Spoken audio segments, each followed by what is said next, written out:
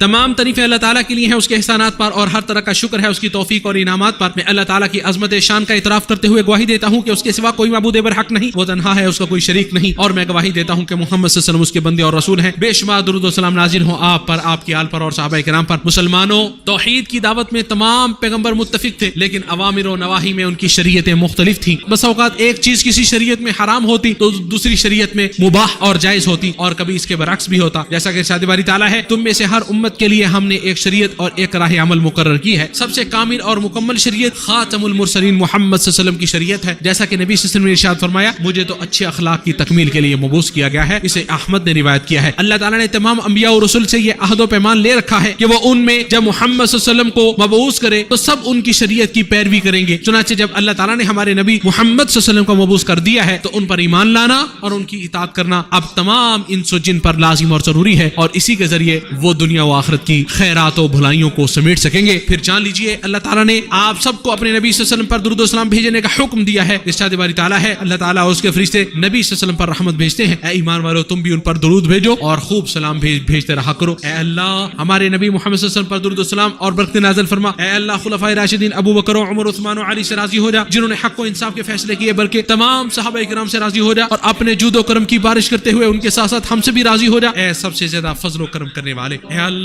اسلام اور مسلمانوں کو عزت و غلبہ عطا فرما, شرک اور مشرکین کو ذلیل و رسوا فرما, دشمنان اسلام کو تہس نہس کر دے. اے اللہ, اس ملک اور تمام اسلامی ممالک کو امن و امان اور خوشحالی کا گہوارہ بنا دے. اے اللہ, ہمارے امام اور ان کے ولی عہد کو اپنے پسندیدہ امور کی توفیق عطا فرما, نیکی اور تقوی کے کاموں پر لگا دے, اور ان کے ذریعے اسلام اور مسلمانوں کو فائدہ پہنچا. اے سارے جہانوں کے پالنہار, تو مسلمانوں کے تمام حکمرانوں کو قرآن پر عمل کرنے اور اپنی شریعت کو لاگو کرنے کی توفیق عطا فرما. اے ہمارے پروردگار, ہمیں دنیا میں نیکی دے اور آخرت میں بھی بھلائی عطا فرما, اور عذاب جہنم سے محفوظ فرما, عذاب جہنم سے نجات دے. اے ہمارے رب, ہم نے اپنا بڑا نقصان کیا, اگر تو ہماری مغفرت نہ کرے گا اور ہم پر رحم نہ کرے گا تو واقعی ہم نقصان پانے والوں میں سے ہو جائیں گے. اللہ کے بندو, اللہ تعالیٰ عدل کا, بھلائی کا اور قرابت داروں کو مالی تعاون دینے کا حکم دیتا ہے, اور بے حیائی کے کاموں, ناشائستہ حرکتوں اور ظلم و زیادتی سے روکتا ہے. وہ خود تمہیں نصیحت کر رہا ہے کہ تم نصیحت حاصل کرو. اے اللہ, ہم پر بارش نازل فرما, ہمیں مایوس نہ کرنا. اے اللہ, ہم پر باران رحمت کا نزول فرما. اے اللہ, بارش کو نازل فرما. اللہ کے بندو, وہ اللہ جو عظمت و جلال والا ہے اسے یاد کرو, وہ تمہیں یاد کرے گا. اس کی نعمتوں پر اس کا شکر ادا کرو, وہ تمہیں اور زیادہ عطا کرے گا. بے شک اللہ کا ذکر بڑی چیز ہے, جو کچھ تم کر رہے ہو اللہ تعالیٰ اس سے خبردار ہے.